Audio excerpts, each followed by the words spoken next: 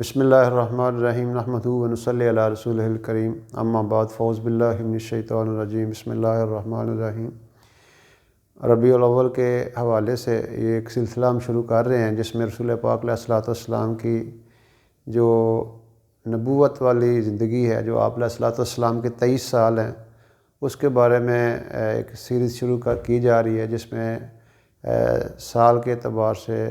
آپ علیہ الصلوۃ والسلام کی جو حیات طیبہ ہے اس کو بیان کیا جائے گا۔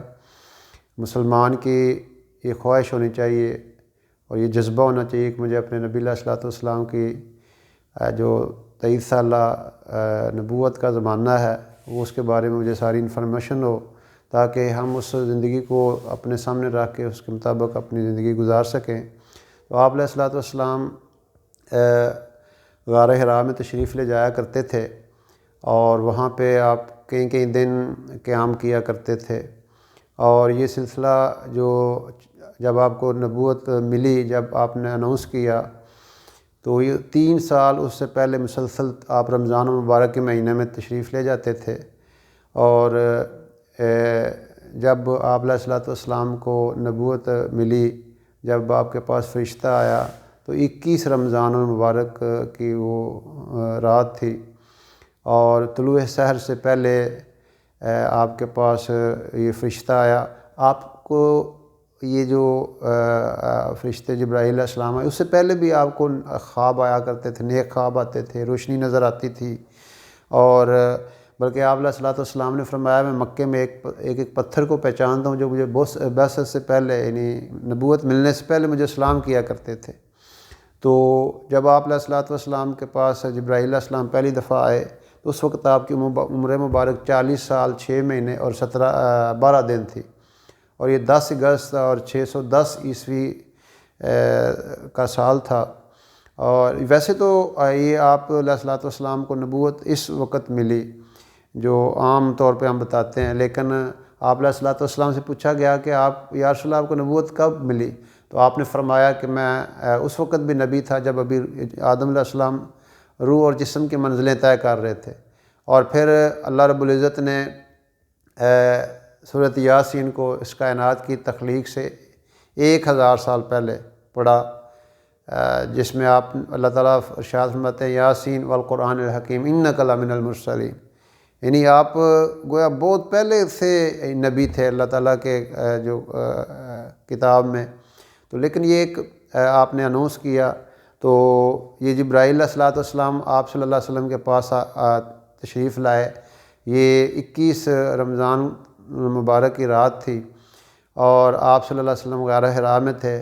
تو وہ آئے تو آپ سے فرمایا کہ اقرا، آپ پڑھیے۔ تو آپ نے فرمایا میں پڑھنا نہیں جانتا۔ تو جبرائیل علیہ الصلوۃ والسلام نے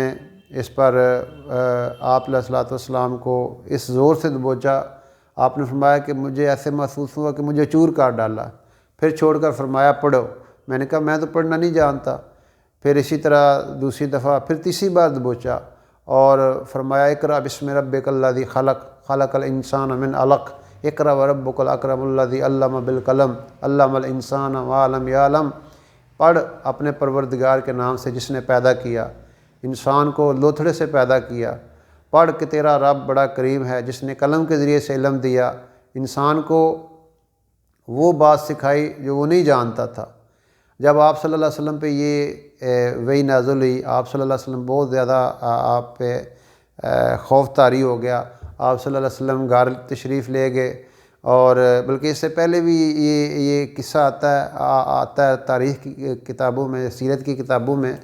کہ آپ صلی اللہ علیہ وسلم کو جب یہ سارا معاملہ ہو گیا تو آپ صلی اللہ علیہ وسلم فرمایا کرتے تھے کہ مجھے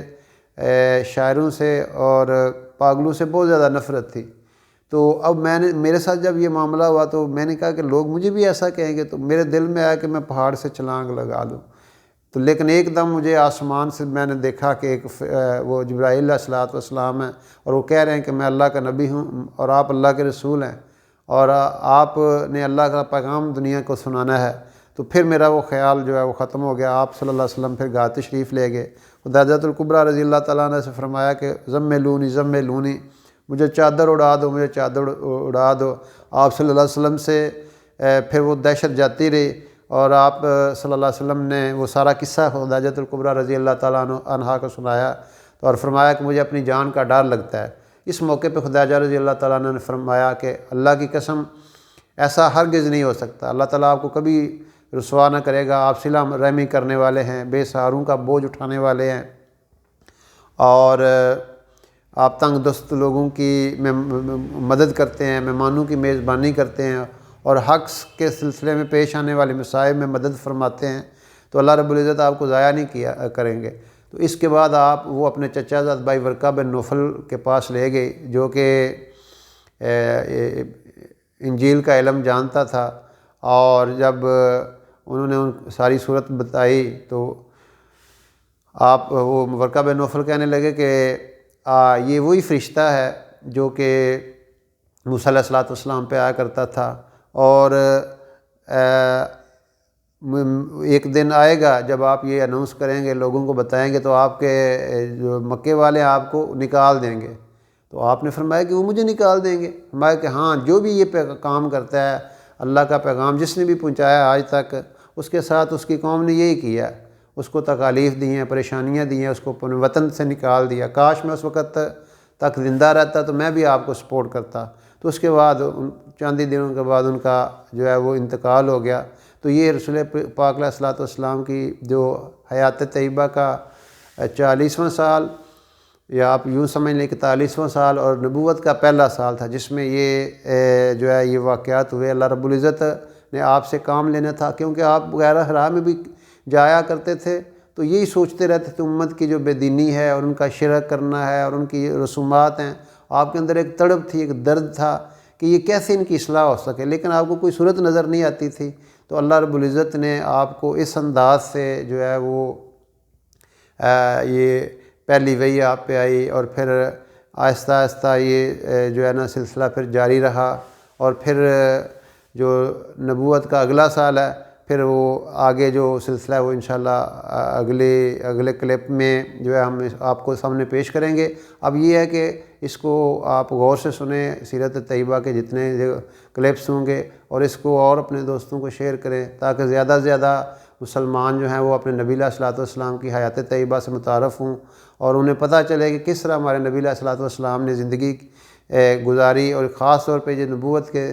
23 سال ہیں، یہ جو سفر 40 سال سے شروع ہوا 63 سال کی عمر مبارک تک چلتا رہا۔ اللہ تعالیٰ ہمیں اپنے نبی علیہ الصلوۃ والسلام کی اتباع اور محبت نصیب فرمائے، اور ہم ان کی زندگی کو اڈاپٹ کرنے والے بنیں۔